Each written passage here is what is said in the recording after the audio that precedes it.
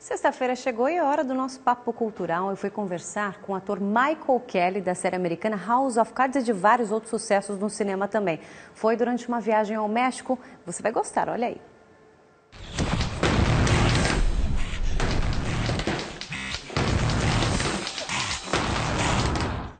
Thank you, first of all, for being with us from Brazil. Michael, after 2 seasons watching Netflix, Frank and Claire played the dirty political game, and now you're back, which is a surprise. How is it going to be for those who haven't watched it yet? Haven't seen 3? Well, I wouldn't even want to say because they don't know that I'm alive yet, I guess, but I feel weird answering that. No, but people, they already know that. It's insane. I mean, you know, we see Doug in a whole new way this season, and you see Frank and Claire in a whole new way this season. It's everything sort of changes. The power of the presidency and the expectations and the reality are so different, you know.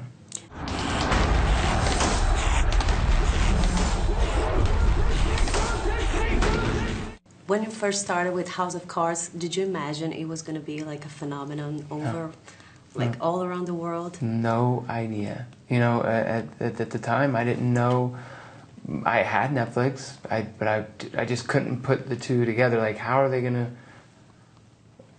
Is this, you know? And then we started making the show, and I remember one of the actors halfway through the season, we'd all seen a couple, at least some rough cuts or something, and people were like, "Wow, it's really good. Do you think we'll be eligible for awards? Like, this is good, man." And then we were like, "I don't know."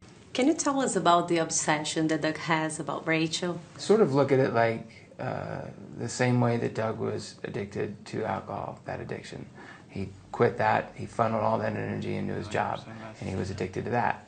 And then comes this curveball, Rachel comes along, and that automatically just became another addiction for him. He just, whatever weird things he was going through his head, you know, at its core, he's addicted to that. He has to have that in his life.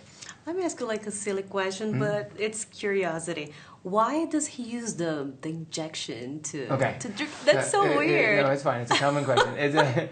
No, it's not silly at all, actually, because what some people don't understand, if you don't know alcoholics and people addicted to things like that, when Doug takes that pill, that's a narcotic. And he tells the doctor when he's writing the prescription, he's like, "I can't do that." And the doctor's like, "What?" And he's like, "Nothing." He makes the decision he's going to do it. So when he takes that pill, he falls off the wagon, right? So then he decides in his broken head, his mind not working the same way, he decides that he's going to self-medicate. So the syringe, he figures, in the logical way of thinking at the time, is if I can just measure a perfect dose, enough to take the pain away, he measures the same exact amount every time.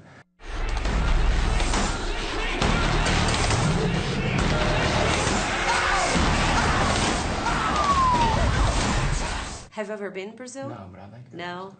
Can you just tell us, the audience, the Brazilian audience, why they should see House of Cards, for those who haven't yet? Well, first of all, if anyone thinks that it's a political show, it's set in a political world, but the show's about power. And I think that's something that's so easily identifiable for everyone around the world. You know, power is, you want it, you have it, or you're trying to get a piece of it. It's something we can all identify with very easily. And the show does that so well. It's an exciting show. It's very addictive. You're going to click, and watch episode. You can't stop. So thank you so much. I appreciate your time. Very nice to meet you. Pleasure.